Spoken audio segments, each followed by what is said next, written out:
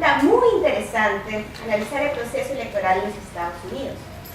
Pero también en este conversatorio queremos que el público presente conozca cómo funciona el sistema electoral en los Estados Unidos, cuáles son las instituciones que velan por un proceso transparente, quién vigila las millonarias campañas en la recaudación de fondos, por qué es un voto indirecto de parte de los ciudadanos, cuál es el papel de los colegios electorales.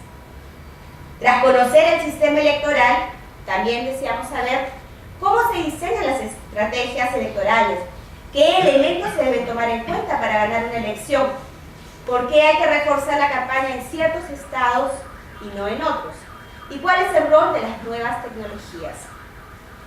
Otro aspecto relevante que no podemos dejar de lado en este conversatorio es el comportamiento de los grupos minoritarios que habitan en los Estados Unidos. El voto latino cada vez es de mayor trascendencia, representando un 12% de la población, según la Oficina del Censo. El apoyo, las bodas entre personas del mismo sexo o a los asuntos migratorios, ¿permitirá conseguir más votos? Y finalmente, un aspecto central es lo vinculado a la política exterior. ¿Qué han dicho los candidatos al respecto? ¿Cuáles son sus prioridades? ¿Lo será América Latina? Bueno, todos estos aspectos serán abordados por cada uno de nuestros destacados panelistas que nos acompañan esta noche. Ellos son, de acuerdo al orden de intervención, Philip Kaplan, consejero político de la Embajada de los Estados Unidos en Lima desde julio de 2010.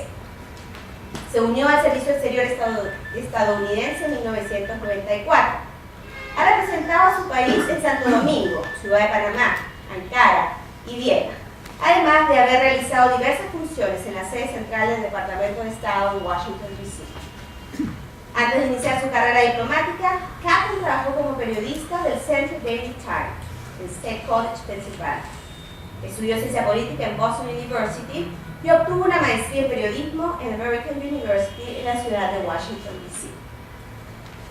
Víctor Rojas cuenta con más de 20 años de experiencia en el fortalecimiento de los partidos políticos y procesos electorales en América Latina y el mundo.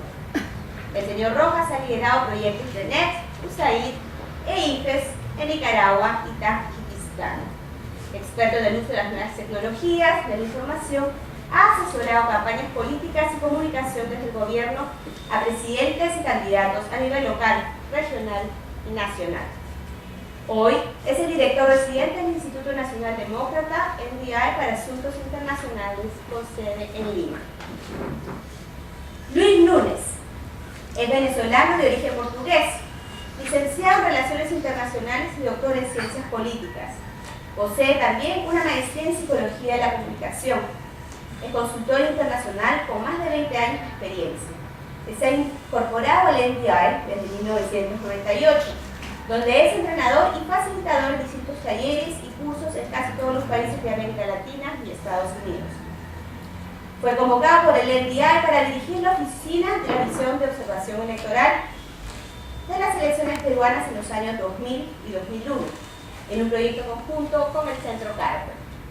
Actualmente es profesor de la Escuela Electoral y de Gobernabilidad del Jurado Nacional de Elecciones y articulista de varias publicaciones latinoamericanas. Y Ariel Segal, egresado de la Facultad de Comunicación Social y Periodismo de la Universidad Católica Andrés Bello de Venezuela. Máster en Estudios Judaicos y Medio Oriente por Gratz College en Filadelfia, Estados Unidos, y PhD en Historia Latinoamericana por la Universidad de Miami. Obtuvo el Premio Barré de la Universidad de Miami por sus ensayos sobre tópicos latinoamericanos y caribeños. Catedrático de Historia de las Universidades de Jerusalén y de Miami.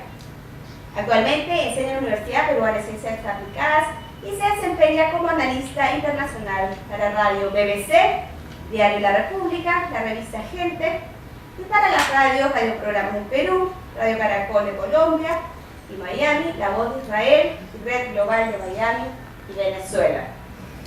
Sin más que añadir entonces, le cedo la palabra al señor Philip Kaplan. Gracias.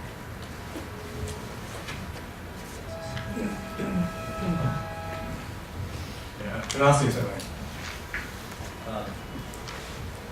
Ustedes saben que cada 4 años en noviembre tenemos elecciones en Estados Unidos para escoger nuestro presidente en noviembre. Y es muy sencillo, siempre hay un republicano y un demócrata. Ellos compiten y el que saca la mayoría de los votos es presidente, ¿verdad? Sencillo. En realidad no es así de sencillo, es mucho más complejo, pero eso lo voy a explicar en unos minutos. Pero antes de esas elecciones, ustedes recuerdan hace 4 años McCain contra Obama, anteriormente Bush contra Kerry, anterior a eso Bush contra Gore, etc.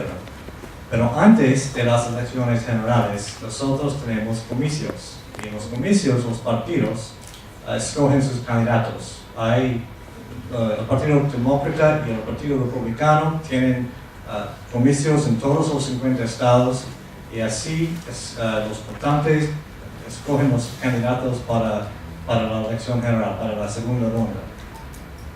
Este proceso este año acabó en junio. Normalmente los comicios no traen tanta atención afuera de los Estados Unidos, pero hace 4 años sí. Ustedes recuerdan Obama contra Hillary Clinton en 2008. Eso fue muy reñido, muy interesante. Y eso pasó durante los comicios demócratas en 2008. Este año los comicios no eran tan intensos. El presidente Obama no tenía rivales viables dentro de su partido. Romney sí al principio, pero hace mucho tiempo él ganó los delegados de su partido.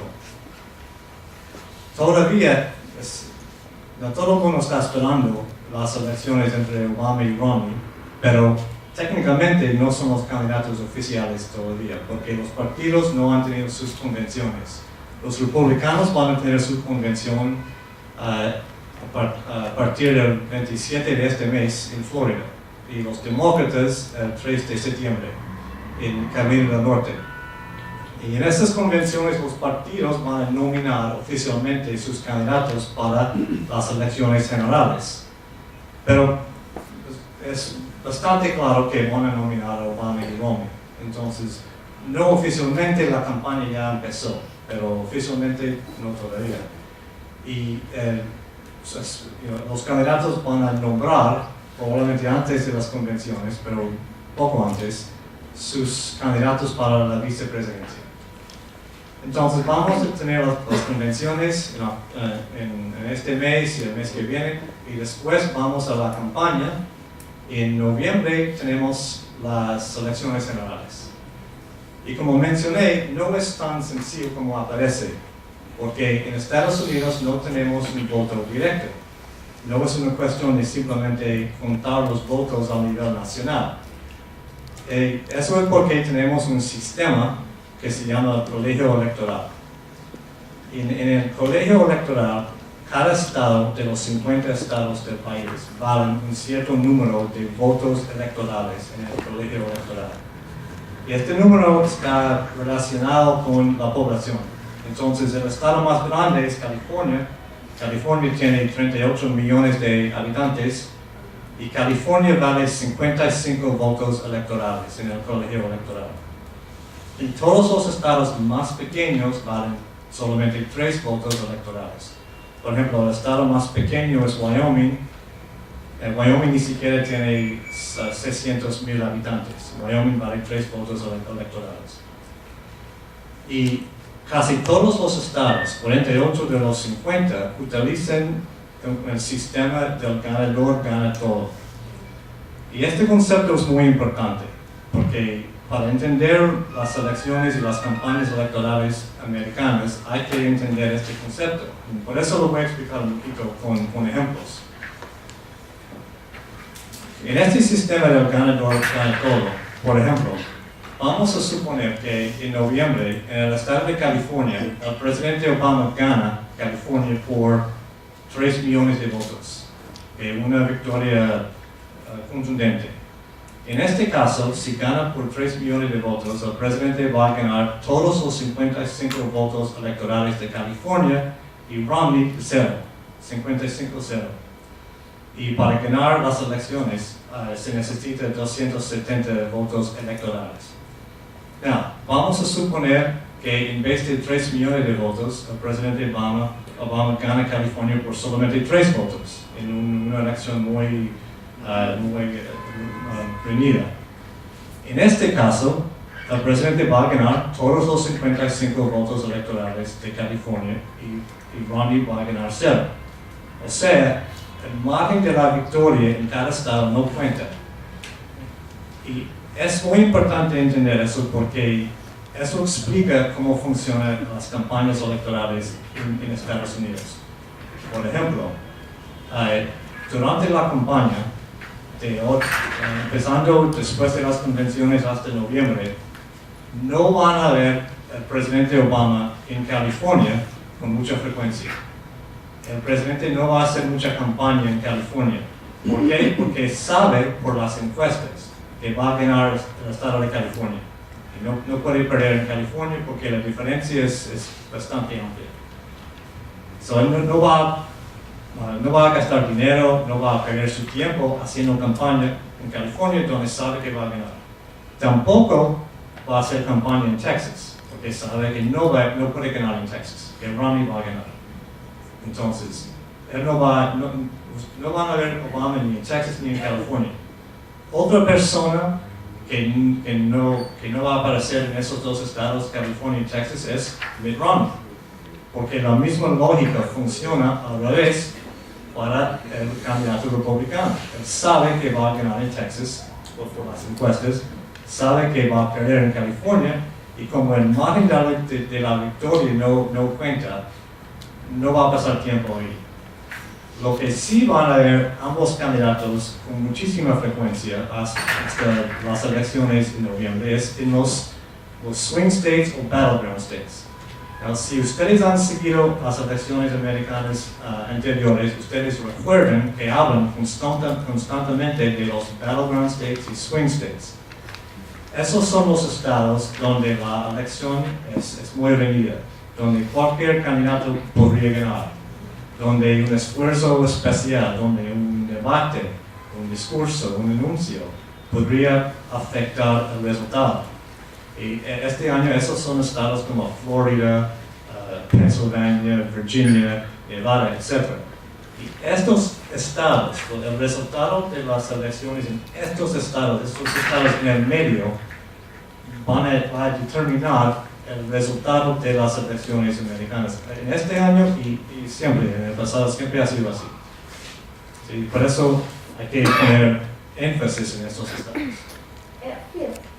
Una pregunta, con respecto al tema del voto directo de la población, de la población y el voto que dan los colegios electorales, en el año 2000 sucedió un caso entre los candidatos Al Gore y el expresidente Bush. De repente nos podrías contar esa experiencia porque fue una excepción en la historia de las elecciones norteamericanas. Sí. ¿No? Me parece que es el tercer caso en la historia. Es el 4º caso, sí. Y lo que pasa es, normalmente el candidato que gana el voto popular también gana en el colegio electoral. Entonces, antes de las elecciones del año 2000, nadie hablaba mucho del colegio electoral porque el voto popular es más sencillo. Pero es posible ganar en el colegio electoral y perder el voto popular. Y eso es lo que pasó en el año 2000. Es posible porque por 2 razones. En primer lugar, el margen de la victoria no cuenta, como mencioné. Entonces, un candidato podría ganar California por mucho y perder 5 otros estados por poco, y así perder en el colegio electoral. Además de eso, es un poquito complicado, pero en el colegio electoral los estados pequeños tienen más peso que tendrían si tuviéramos un voto directo. O sea, el mínimo de todos los estados pequeños tienen por lo menos 3 votos electorales en el colegio electoral. Es porque en el colegio electoral cada estado tiene un voto por cada miembro del Senado y cada miembro de la Cámara de Representantes. Y en Estados Unidos, en el Senado, todos los estados son iguales. Cada estado tiene 2 senadores. Wyoming tiene 2, California tiene 2, todos tienen 2. So, hay 50 estados, hay 100 senadores. Pero en la Cámara de Representantes, está basado en la población. Por cada 710,000 habitantes hay un representante. Entonces los estados más grandes tienen más representantes, los pequeños tienen menos, pero todos los estados tienen por lo menos un representante en la Cámara Baja del Congreso. Todos los estados tienen por lo menos 2 senadores y por lo menos un representante. Por ejemplo, Wyoming, que no tiene ni siquiera 710,000 personas, habitantes, tiene un representante.